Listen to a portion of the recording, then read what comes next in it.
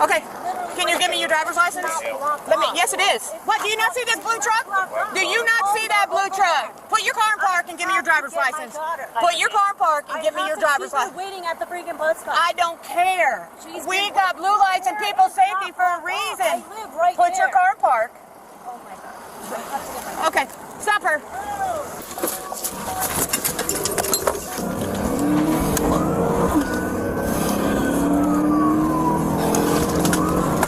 Moonsail Drive, Barrow Coast Trail.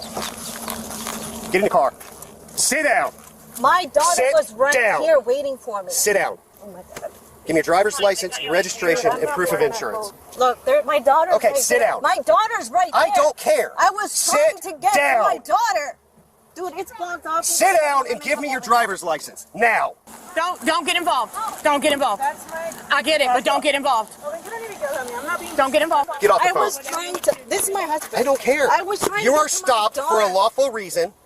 How was it? It wasn't even blocked off. People were coming out of that street. North 32. Can you advise You me guys that were tag blocking goes all back the way to 75. Yeah, why do you think we're doing that? Okay? It was You nothing disobeyed. blocking this Okay, way. I'm not arguing with you. Eduardo Garcia. You don't have a driver's license? I have a driver's license. It's at home. That's what What's I'm your trying name? to say. What's your name? I'm not saying that. Okay. She comes back to a I male need Eduardo. my... If you want my She's driver's refusing. license, Okay. Your kids are in the car, are they? Turn around. This is not the way you should have handled this. I don't need to be arrested, man. I'm sorry. I'm trying to get my driver's license. I was trying to get my daughter. My daughter's right there. My daughter's right there. Do you have anything in your pockets? Yes. What do you I have? don't know. My keys.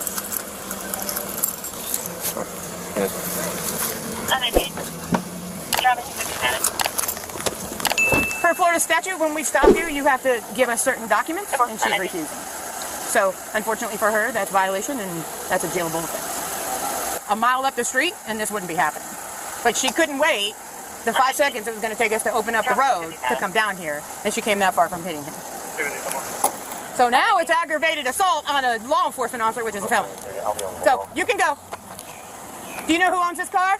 Yes. Okay, can you call them and have them come pick it up? Is this Jessica? No. No, we're not giving her a ticket. No. Am I able to take the car? If she allows you to take the car, yeah. How are you going to get home? I live down the street. Are you going to walk back? Okay. If she allows you to take the car, then yeah, we'll let you take the car.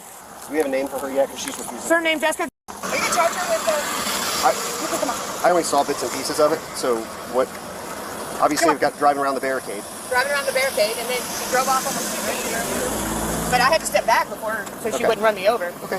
Yeah, So I'll charge her with it. Yeah. And then I what? mean- Refuse and give information. Oh, she wouldn't stop until I got up here. I was doing almost 100 just to catch up to her. Then you wouldn't be in this situation.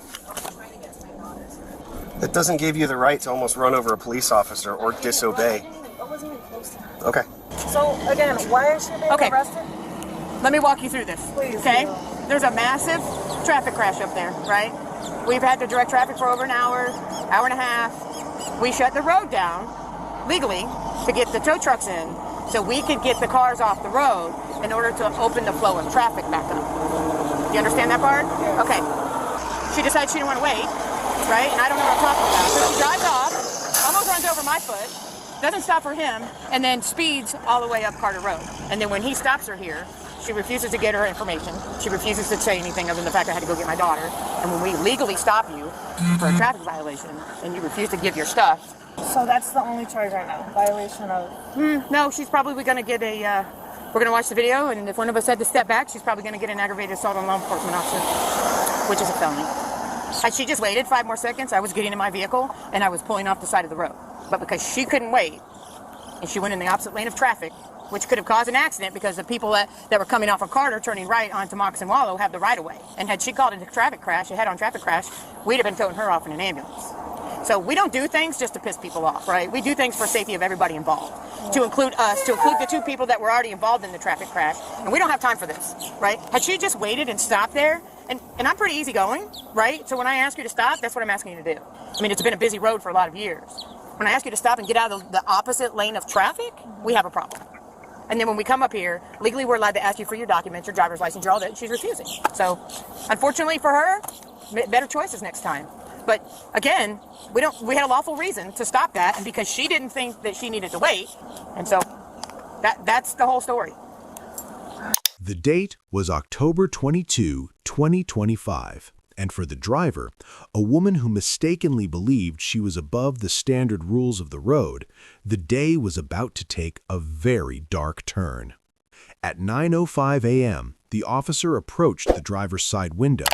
He followed standard protocol, a polite greeting, a statement of the reason for the stop, and the standard request for a driver's license, registration, and proof of insurance. However, the driver didn't reach for her wallet. Instead, she stared straight ahead, her hands gripping the wheel with white-knuckled intensity. "I don't need to show you anything," she stated calmly, though her voice carried an edge of defiance. "I haven't committed a crime, and you have no jurisdiction to detain me. I am a free traveler." The officer, maintaining his professionalism, explained that under state law, a driver must present a license upon a request of a uniformed officer during a lawful traffic stop. He gave her 3 separate opportunities to comply. Each time, her response was the same, a flat refusal based on a misunderstood interpretation of constitutional rights. Then, before the officer could even process her 3rd refusal, she did the unthinkable. She shifted the car into drive and accelerated away, leaving the officer standing in a cloud of exhaust. The officer didn't engage in a high-speed, dangerous chase through the neighborhood. Instead, he remained calm, radioing the vehicle's description and direction to his colleagues. "Dispatch, I have a silver sedan failing to yield. Subject refused to identify and has fled the scene heading southbound on Highway 42. 10 minutes later, at 9:15 a.m., a second unit spotted the vehicle at a red light. This time, the police didn't take any chances. 2 cruisers boxed the sedan in, and 3 officers approached the car with a much more assertive posture. The driver was once again ordered to exit the vehicle. For several minutes, she remained locked inside, filming the officers with her phone and shouting through the glass about harassment and illegal detention. Eventually, the realization set in that the officers were not going away. When she finally exited the vehicle, she was immediately placed in handcuffs. She continued to argue, claiming that since she hadn't crashed or hurt anyone, the police had no right to kidnap her. What she failed to realize was that the moment she drove away from the initial stop, she had crossed the line from a simple traffic violator to a criminal fleeing from justice. The aftermath of the arrest was a sobering reality check. The suspect was officially charged with resisting an officer without violence and cited for disobeying a lawful order from a police officer. Her car was impounded, and she spent the afternoon being processed into the county jail, where her jurisdiction arguments found no traction with the booking officers. As the case moved toward the courtroom, the arguments she had used on the side of the road began to crumble. Her defense attorney realized that the body cam footage from the first officer was ironclad. It clearly showed her refusing a lawful order and fleeing illegal detention. Facing the prospect of jail time for a felony-level flight charge, her legal team negotiated a plea deal. In front of a judge, the woman who had once been so defiant sat quietly. She chose to enter a plea of no contest, acknowledging that the state had enough evidence to convict her without technically admitting guilt. The judge was not amused by the dashcam footage of her driving away from the first officer. He sentenced her to 6 months of supervised probation, a heavy fine, and a mandatory lawful interaction course. This incident serves as a stark reminder of the compliance first, complaint later rule. The driver's belief that she could simply drive away from a legal obligation turned a $150 ticket into a criminal record that will follow her for years. By the time her probation ends, she will have spent thousands of dollars in legal fees and lost months of her freedom, all because she refused to show a plastic card on a Tuesday morning. Subscribe for more videos and to stay updated on the latest legal breakdowns and stories from Bodycam Real Files. If you want to see more cases of legal arguments meeting the reality of the law, hit that notification bell and let us know your thoughts in the comments.